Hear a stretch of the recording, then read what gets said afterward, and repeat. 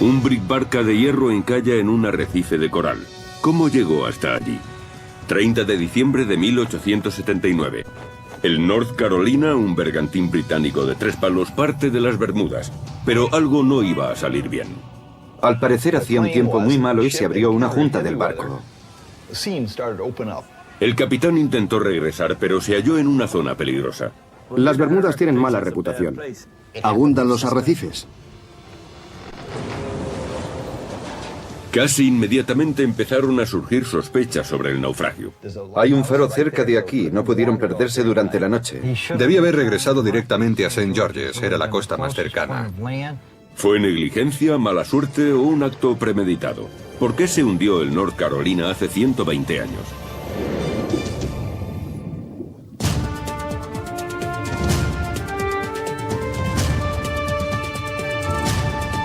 Detectives de las profundidades.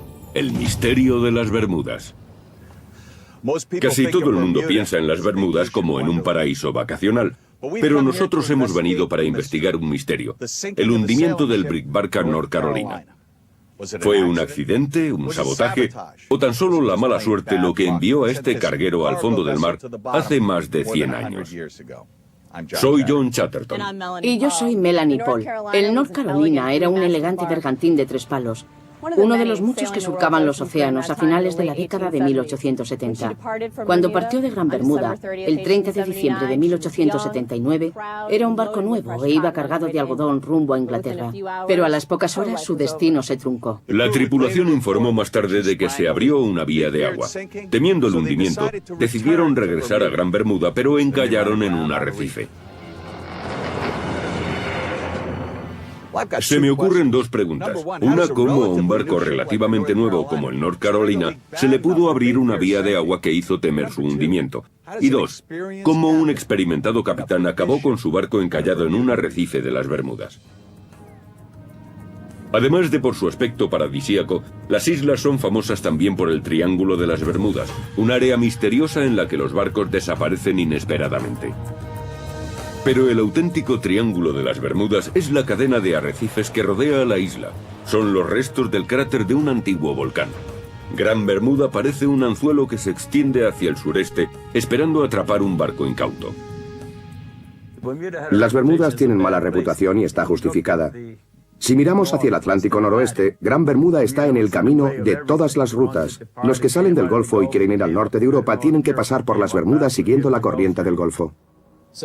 Las rutas de navegación hacia Europa siempre han pasado por las Bermudas, sobre todo en la época de la navegación a vela. En la década de 1870, los barcos de vela como el North Carolina dominaban las rutas comerciales. El vapor, su nuevo competidor, tenía una limitación importante. El problema era que tenían que transportar el combustible, y como los barcos competían por el espacio de carga, resultaba un inconveniente llevar, además, el combustible. Los barcos de vapor estaban reservados para cargamentos muy específicos, pasajeros y mercancías caras que necesitaban un transporte rápido. Las mercancías voluminosas o pesadas como madera, algodón, cemento o similares iban en los barcos de vela. El North Carolina tenía solo 3 años cuando partió de Gran Bermuda el 30 de diciembre de 1879. Pero el elegante barco británico de 3 palos tuvo problemas inmediatamente.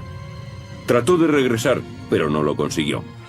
¿Cómo un barco tan moderno por entonces pudo encallar en los traicioneros arrecifes de la isla? La historia de las Bermudas en el siglo XIX está bien documentada.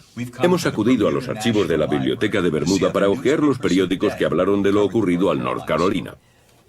Esta es la Bermuda Royal Gazette del 6 de enero de 1880, que confirma la historia que hasta ahora hemos oído. El North Carolina hacía aguas y tuvo que regresar a Gran Bermuda. Antes de avanzar más en la investigación, nos gustaría saber cómo era aquel barco. No se han conservado imágenes o dibujos del North Carolina, pero hemos encontrado un barco de vela muy similar en el Texas Seaport Museum de Galveston. El Elisa fue construido en Escocia también en la década de 1870. Para restaurarlo, muchas de las planchas de hierro del casco tuvieron que ser sustituidas y se pusieron nuevos remaches para asegurarlas. Incluso usando herramientas modernas, resultó un trabajo duro. Los remaches son fundamentales, hacen que el casco sea hermético. Obviamente, si choca contra algo, el casco puede resultar dañado o incluso perforado. Por eso es necesario que los remaches sean resistentes.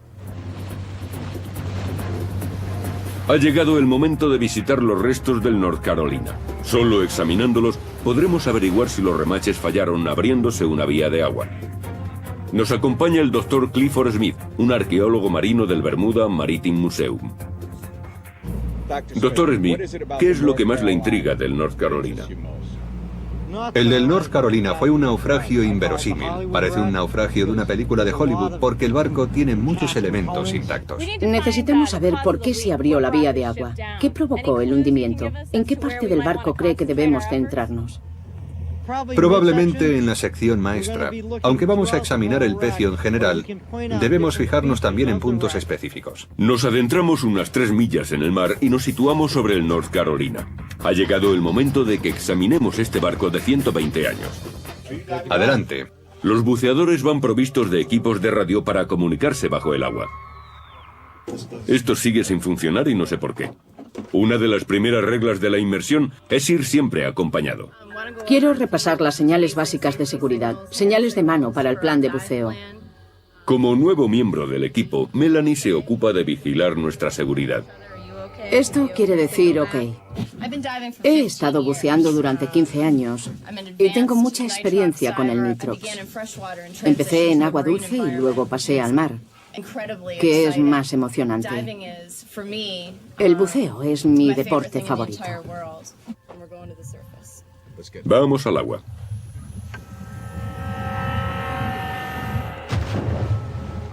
El North Carolina se encuentra a 10 o 12 metros bajo el agua. La visibilidad es limitada. Se adivina en la proa el hierro incrustado del bauprés. Pero surge un problema.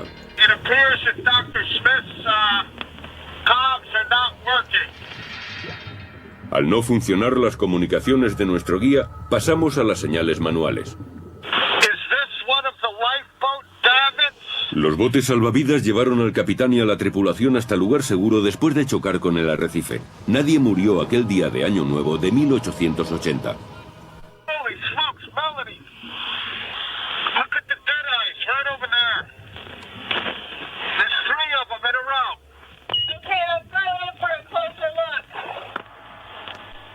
Estas bigotas sujetaron los aparejos por los que los marineros trepaban hasta las velas de los palos del North Carolina.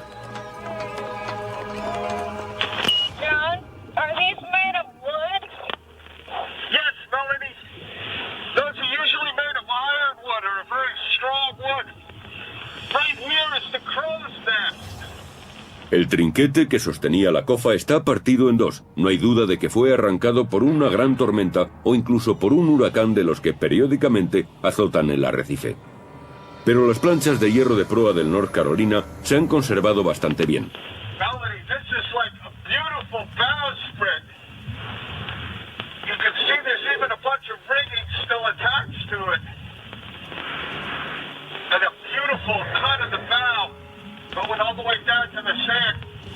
La arena, los residuos marinos y los estragos del tiempo ocultan el casco del North Carolina, pero nada evidencia que una vía de agua lo enviara al fondo. Un pecio de 1880 prácticamente intacto. El estado del casco de hierro es muy bueno.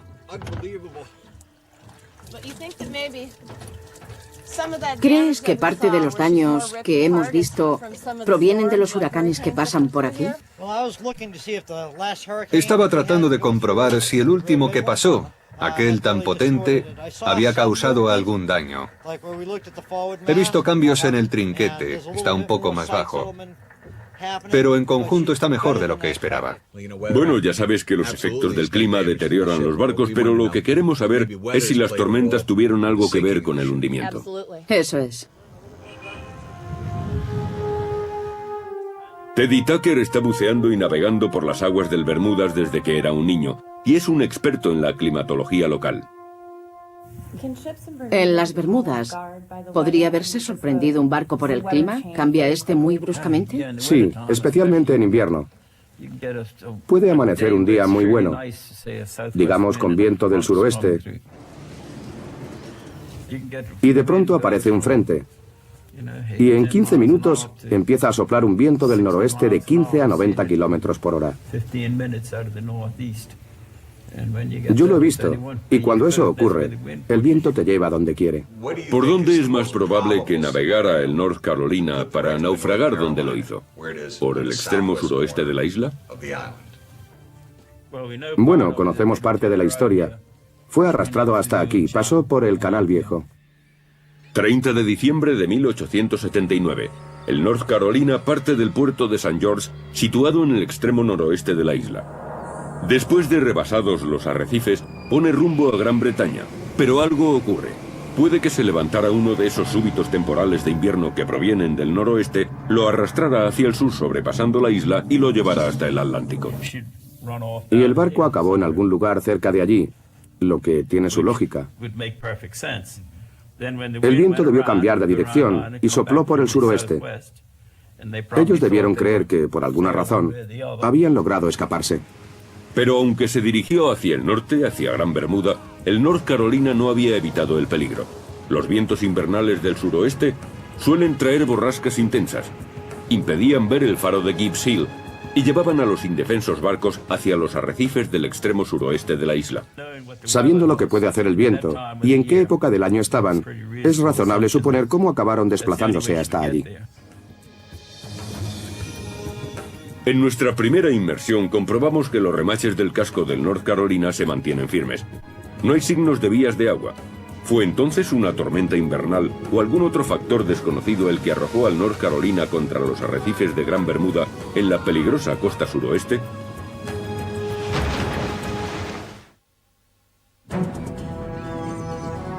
¿Cómo pudo un barco nuevo como el North Carolina estrellarse contra los arrecifes de las Bermudas hace 120 años? En nuestra primera inmersión, comprobamos que no se debió a una vía de agua. El casco estaba casi intacto. ¿Podría ser que el clima impidiera ver la luz del faro de Gibbs Hill? Volvemos a la hemeroteca para ver si encontramos alguna alusión a una tormenta invernal que golpeara al barco. Los periódicos indican que, extrañamente, hubo un periodo de bonanza climatológica entre diciembre de 1879 y enero de 1880. Eso descarta la posibilidad de que una tormenta fuera la causa del hundimiento del North Carolina. Estoy de acuerdo, pero los periódicos ofrecen además una pista sorprendente. Cuando el North Carolina se dirigió a las Bermudas, fue debido a un problema relacionado con el timón del barco. A mediados de noviembre de 1879, el North Carolina volvía desde Baltimore a Liverpool, Inglaterra, cuando una avería en el timón le obligó a entrar en el puerto de St. George para hacer reparaciones. ¿Fue un problema serio? Este modelo muestra un brick barca de 3 palos similar al North Carolina. El timón está unido a un eje vertical que sube desde la quilla por toda la popa del barco. Allí se une a la caña del timón y a la roda para gobernar el barco a través de engranajes. El timón es el tendón de Aquiles del buque, especialmente del barco de vela. No reparar una avería en el timón era sinónimo de catástrofe. El barco podría chocar contra los arrecifes más cercanos. El 30 de diciembre de 1879 a las 3 de la tarde, el North Carolina, con el timón supuestamente reparado, partió del puerto de St. George rumbo a Inglaterra. El clima era bueno, corría una ligera brisa. Pero en menos de 36 horas en la mañana del día de Año Nuevo de 1880, el North Carolina embistió contra un arrecife. ¿Había fallado de nuevo el gobierno del buque? Ha llegado el momento de que examinemos otra vez el barco.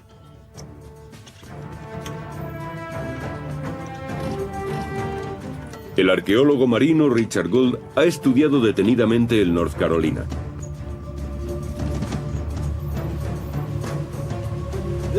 Nos ha traído un plano detallado del pecio para ayudarnos a examinar el timón. El capitán informó que había tenido un problema con el timón y que debía repararlo. La pregunta es, ¿pudo repetirse el problema? Dick, creo que lo que debemos hacer en nuestra próxima inmersión es examinar la transmisión del timón para ver lo que ocurrió. Eso es exactamente lo que hay que hacer, una inspección visual. Hay que examinar la caña, luego hay que comprobar la pala del timón y la instalación. Hay que saber si tiene alguna deformación que pudiera haber provocado un problema posterior. Muy bien. Vamos allá. Sí, vamos.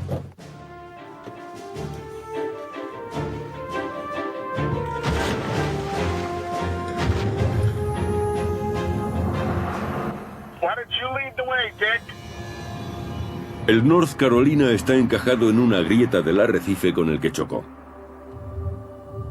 120 años bajo el agua han recubierto la proa con coral de fuego, pero la silueta del mecanismo de gobierno sigue percibiéndose perfectamente.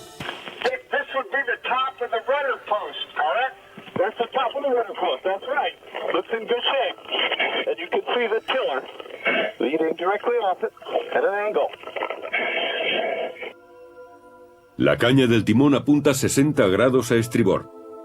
Los mecanismos mediante los que operaba la caña y que estaban conectados al timón han desaparecido. Pero normalmente los marineros podían solucionar problemas como ese mientras navegaban. Seguimos el eje del timón hacia las cubiertas inferiores.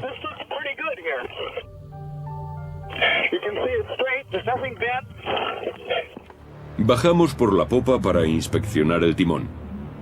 Estamos ansiosos por comprobar el ángulo.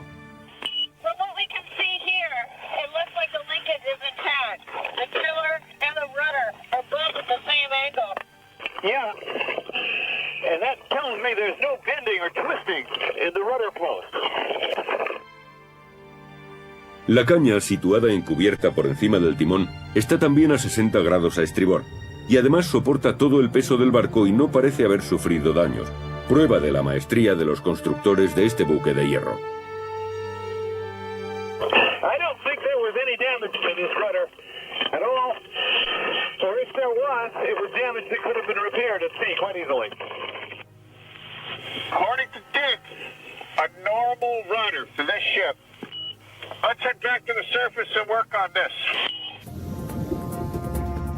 Ha llegado el momento de seguir una pista diferente. Hasta ahora hemos descartado la teoría de la vía de agua, la del mal tiempo y el supuesto problema con el timón. Ninguno de esos factores pareció provocar el choque del North Carolina contra los arrecifes. Quizá consultando el registro mercantil del siglo XIX podamos encontrar otra pista. El North Carolina era un barco pequeño que debía competir en un mercado muy exigente. Eso quiere decir que iba de puerto en puerto tratando de conseguir un cargamento. Algunas veces los propietarios de los barcos tenían un agente en el puerto y otras era el capitán el que se ocupaba de ello. El North Carolina tenía que competir con otros barcos de vela 3 o 4 veces superiores en tamaño. Este barco, en otras palabras, no debía resultar muy rentable. No podía competir con otros veleros mucho más grandes. Supone un fuerte revés para el capitán de un barco de esa clase no conseguir un cargamento o tener que hacer reparaciones. Tiene que seguir pagando a la tripulación y mientras el barco es reparado, debe atender a otros muchos problemas económicos. Finalmente, el capitán del North Carolina consiguió en Baltimore que contrataran su barco para transportar un cargamento a Inglaterra. Se trataba de algodón y otras mercancías. Todavía queda algo en la bodega. Cerca de la proa hay sacos con un contenido que llevamos a México para que lo analizaran. Resultó ser resina de pino.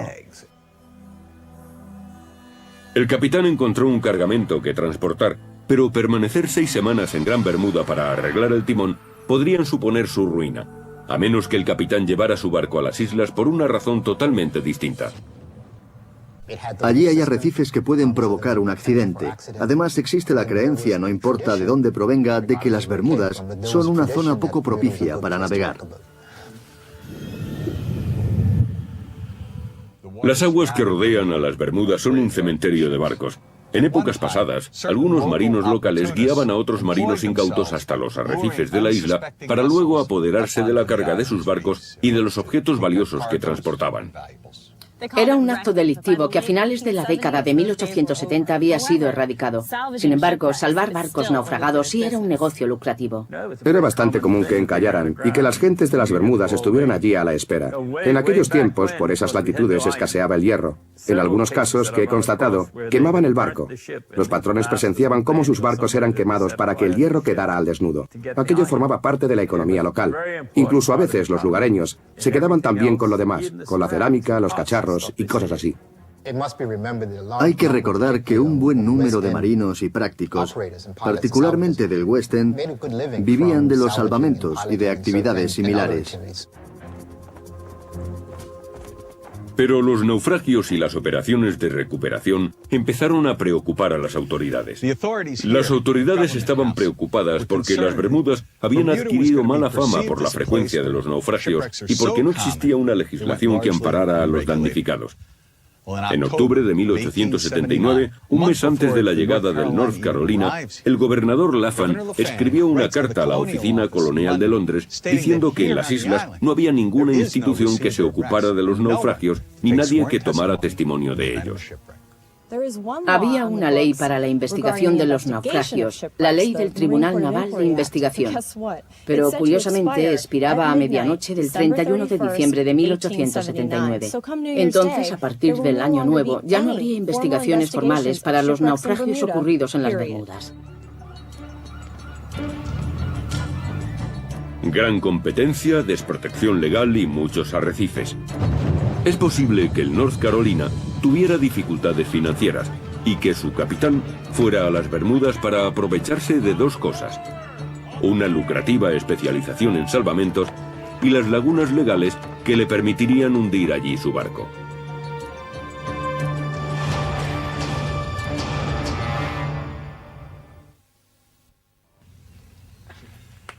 Estamos en la isla de Gran Bermuda para investigar el naufragio del North Carolina. En nuestras primeras inmersiones no pudimos encontrar problemas mecánicos en el barco.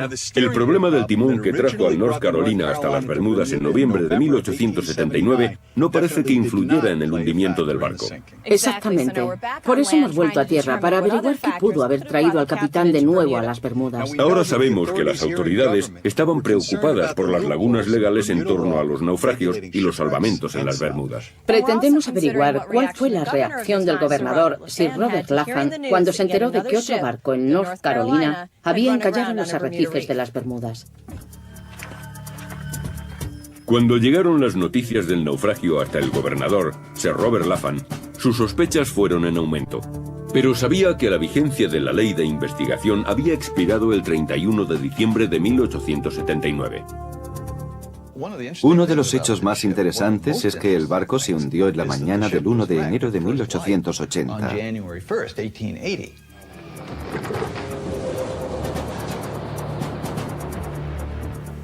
Solo unos minutos después de que la ley de investigación expirase. La situación resultaba comprometida para el gobernador, pero su ascendencia militar le hizo actuar. 10 de enero de 1880, el gobernador convoca una sesión especial del Parlamento de las Bermudas, la Asamblea, donde presenta dos leyes. La primera, una ley que le permitirá investigar el hundimiento del North Carolina. Con la segunda pretendía darse respaldo, renovando la ley del Tribunal Naval de Investigación que había expirado el 31 de diciembre, pero las cosas no saldrían como deseaba. El Parlamento de las Bermudas databa de 1620, pero su antigüedad no era una garantía de rectitud. No es sorprendente que el gobernador Laffan tuviera dificultades para conseguir que la Asamblea Colonial sancionara su ley. No era previsible que la Asamblea aprobara sin más aquellas propuestas.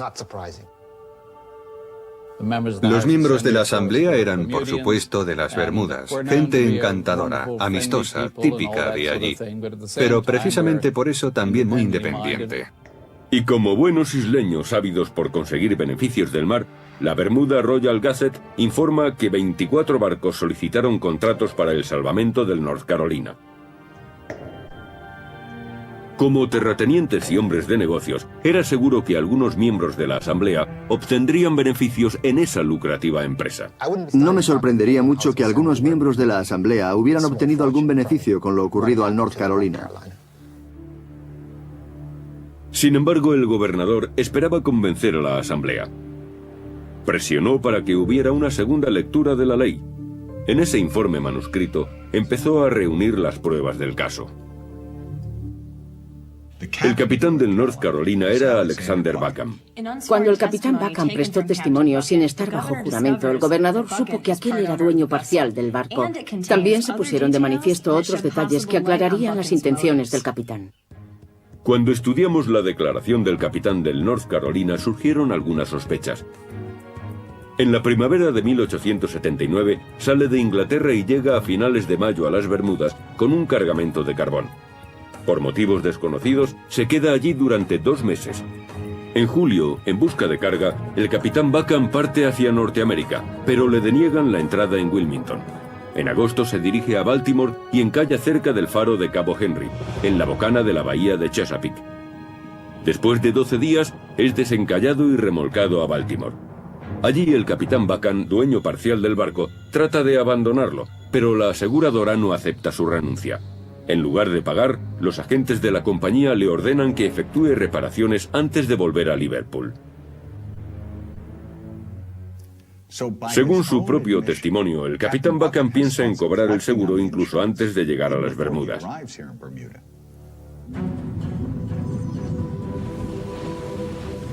¿Cómo podría una aseguradora considerar inservible a un barco tan nuevo como el North Carolina? Según el testimonio del capitán, estaba clasificado con la categoría A1. Es una categoría que indica la calidad de su construcción. La A1 quiere decir que era realmente bueno, por lo que tendría muchos clientes potenciales y sus cuotas a la aseguradora serían probablemente menores que las de otros barcos. Profundizando más en los registros de la época, descubrimos 2 hechos sorprendentes acerca del capitán del North Carolina. El capitán Backham ya había hecho naufragar a otros barcos. Eso es lo que descubrimos. Y surgen las sospechas. ¿A qué se dedicaba realmente? No existen informes que acrediten que el North Carolina encallara en Cabo Henry en agosto de 1879. Era otra mancha en su historial.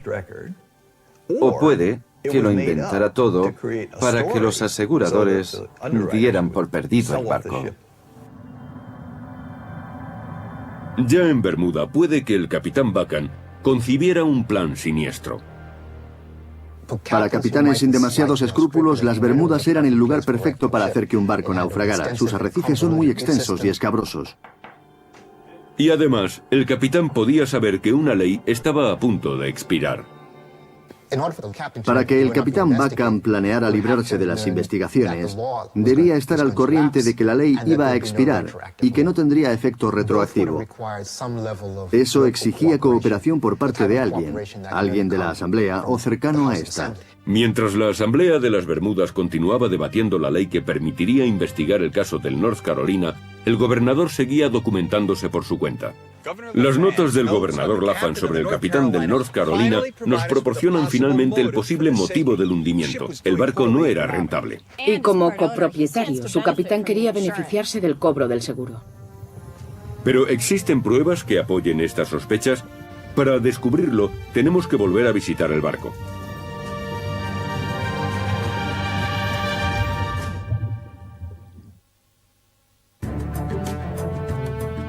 Estamos en Gran Bermuda tratando de encajar las piezas del misterio que rodeó al hundimiento del carguero North Carolina en 1880. Hemos descubierto que el capitán no había conseguido el dinero del seguro de su barco. ¿Navegaría hasta las Bermudas para intentarlo de nuevo? Es difícil explicar por qué el naufragio del North Carolina se produjo frente al extremo suroeste de Gran Bermuda. Al principio, creímos que una tormenta lo arrastró hasta allí, pero el clima durante aquellos días fue muy bueno. Hemos vuelto con el Dr. Clifford Smith, un arqueólogo submarino que ha estudiado muchos naufragios en las Bermudas.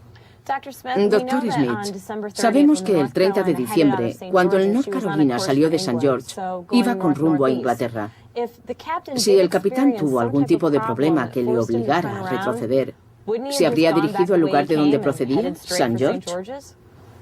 Eso habría sido lo más lógico, volver directamente a St. George's, el puerto más cercano. Allí había grúas pesadas, equipos de salvamento.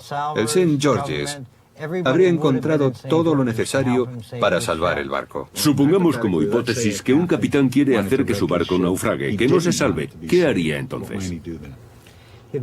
Se alejaría todo lo posible del lugar donde pudieran socorrerle. Iría al extremo suroeste, al lado opuesto de Bermuda, varias millas mar adentro. Aunque hubiera equipos para ayudarle en el West End, solo podría salvar la carga, no el barco. Y allí es donde se encontraba el North Carolina. Exactamente. Si el North Carolina fue un naufragio intencionado, ¿existe algún documento histórico que pueda confirmarlo? John, según cuenta este periódico, cuando el barco se estrelló contra los arrecifes, una de las anclas atravesó el casco. Eso podría haber sido un accidente, pero lo sospechoso es el lugar donde se produjo. Creo que fue un acto deliberado. Y si ese es el caso, necesitamos volver a inspeccionar el pecio. Pero esta vez vamos a tratarlo como si fuera el escenario de un crimen.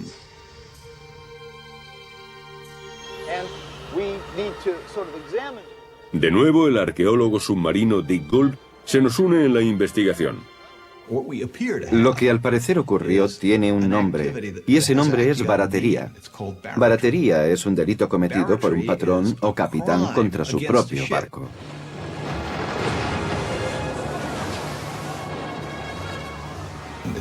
Un caso típico es hundirlo para obtener un beneficio económico. Dick, ¿qué papel habrían jugado las anclas en el hundimiento del barco? Esa es una pregunta importante. Observamos una circunstancia extraña. La cadena de la banda de babor sale diagonalmente a través del escobén. Suponemos que la botaron cuando el barco estaba en peligro, y el ancla se clavó en el fango que había debajo del barco. El North Carolina tenía dos anclas a proa, una a estribor y otra a babor. Primera teoría. El ancla de babor penetró en el casco desde el exterior cuando el barco encalló. En la banda de estribor no ocurrió eso, pasó algo muy raro. En lugar de pasar por el escobén, la cadena dio la vuelta, se extendió 7 metros sobre la cubierta superior y cayó al interior del barco pasando por algún boquete. El ancla de un barco de ese tipo es 2 veces más alta que un hombre y pesa 15 veces más. Según la segunda teoría, el ancla de estribor cayó como un yunque de 1.500 kilos sobre el fondo del casco, abriendo un agujero desde el interior. Con certeza, debió ser un acto premeditado. Tenemos que ver las anclas y sus cadenas para comprobar si estas teorías pueden ser ciertas. Así es, necesitamos comprobarlo y ver hasta dónde nos llevan, y la única forma de hacerlo es volver a sumergirnos. Vale, vamos allá. Vamos.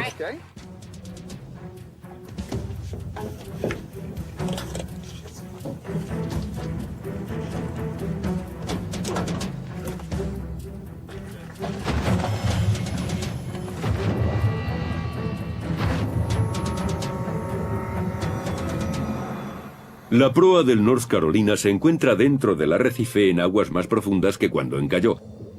La sedimentación marina ha soldado el ancla de babor al lateral del barco.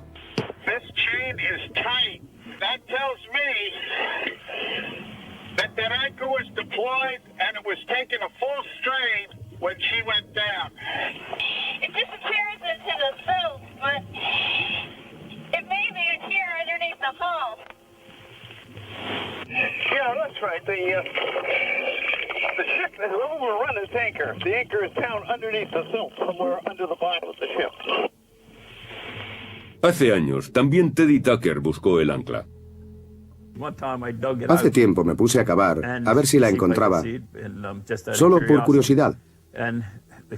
La uña del ancla estaba clavada en el fondo del barco.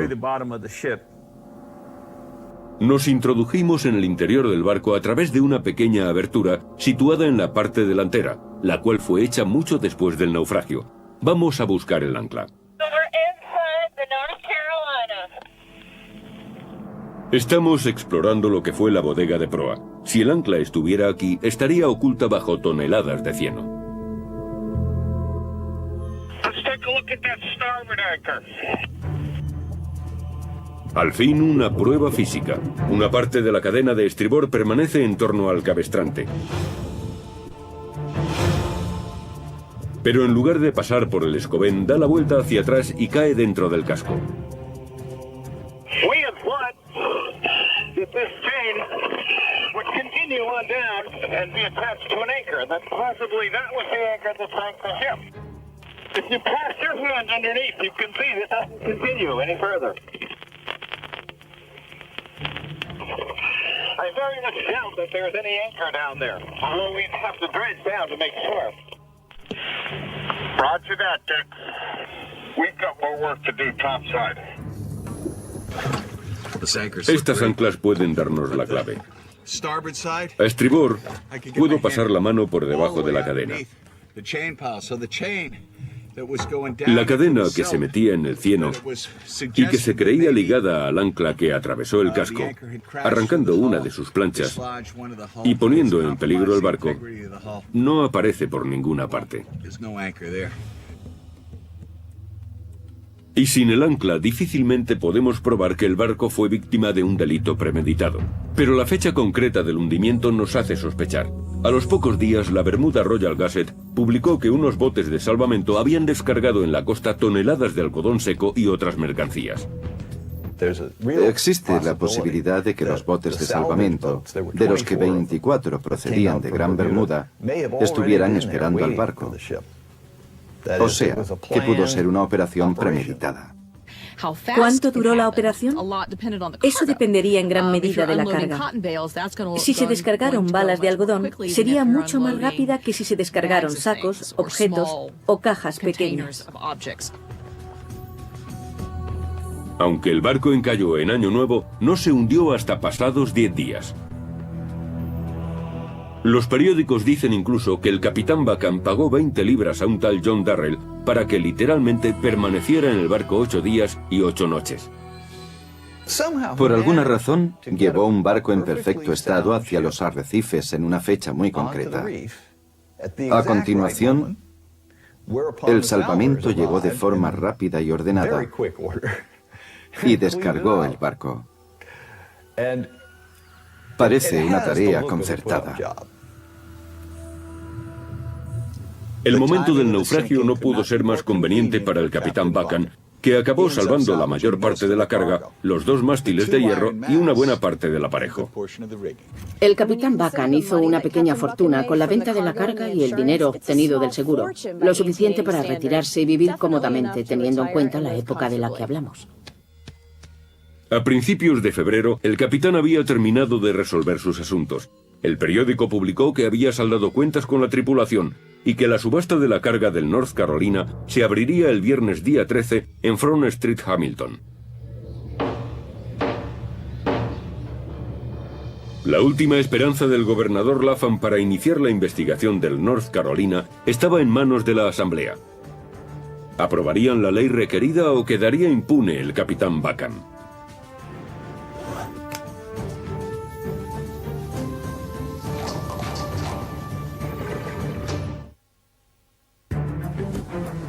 Estamos llegando al final de la investigación acerca del velero North Carolina, que se hundió frente al extremo suroeste de Bermuda el día de Año Nuevo de 1880.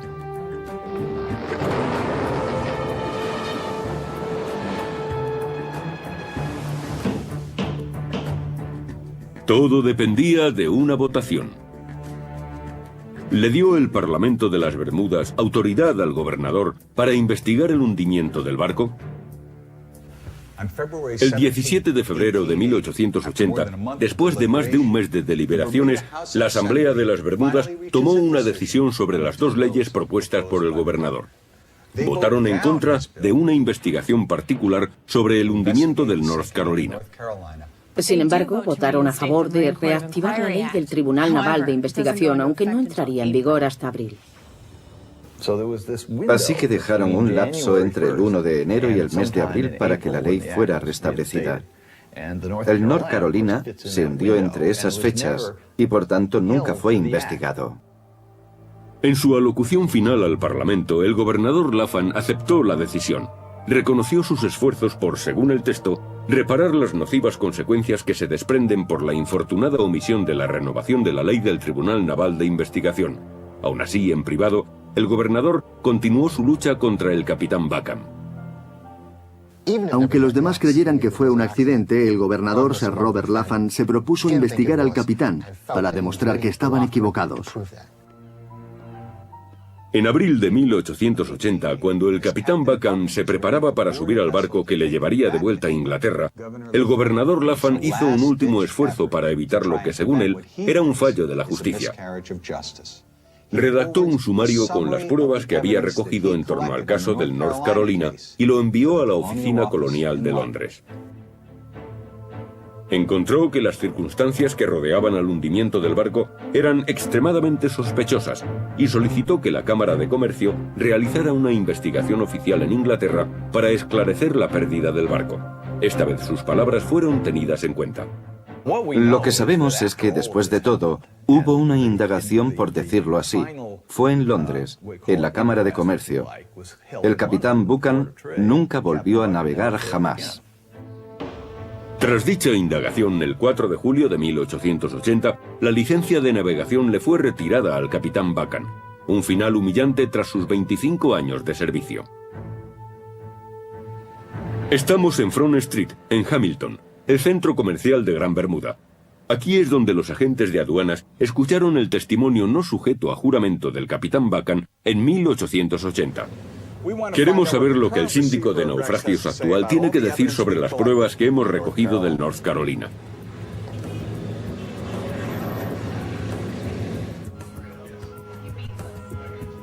Con el ruido de una construcción cercana de fondo, Faustin de Silva y el perito naval Ron Ross contestan a nuestras preguntas sobre la actuación del gobernador Laffan. Creo que hizo todo lo que pudo en aquellas circunstancias. Supongo que el cobrador de aduanas colaboró, ya que comprendió que era necesario realizar una investigación por fraude. Hizo las preguntas adecuadas, probablemente las mismas que haríamos hoy en día. ¿Qué se puede decir de la actuación de las autoridades competentes con respecto al castigo del capitán Buchan? La Cámara de Comercio tomó medidas y le retiró la licencia, cosa muy poco habitual. Eso indica que pensaron que hubo algún delito, que había existido un fraude. Siempre hubo gente sin escrúpulos capaz de hundir un barco para cobrar el seguro. Quizás futuras investigaciones demuestren que algunos miembros de la Asamblea tenían alguna vinculación con aquel naufragio.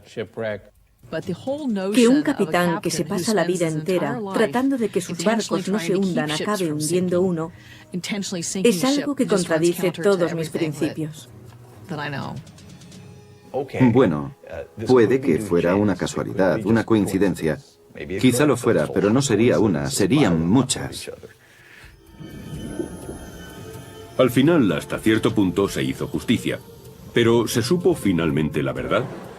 Nuestra investigación del naufragio del North Carolina no encontró pruebas definitivas para asegurar que fuera un hundimiento premeditado.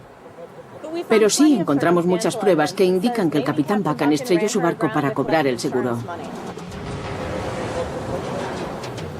La localización del naufragio en el arrecife suroeste, exactamente en la dirección opuesta al rumbo del barco, es muy difícil de explicar. Y la fecha también es muy sospechosa. Se hundió casi 6 horas después de que expirara la ley que habría permitido una investigación del naufragio. El hundimiento del North Carolina acabó despertando la curiosidad del gobernador, provocó el cambio de las leyes de las Bermudas sobre naufragios y salvamentos y le valió a su capitán la retirada de la licencia. ¿Qué ocurrió a bordo del North Carolina aquel día? Siempre habrá controversia. Al final, el misterio del North Carolina sigue sin resolverse. El acto premeditado parece la causa más lógica del hundimiento, pero no pueden ser descartadas la mala suerte y la negligencia. Todavía se pueden obtener respuestas. Habría que excavar toneladas de fango, el mismo que oculta al pecio, para encontrar un ancla, una plancha rota o cualquier otra clave sobre la suerte final del North Carolina. Pero ese es un trabajo que queda para los futuros detectives de las profundidades.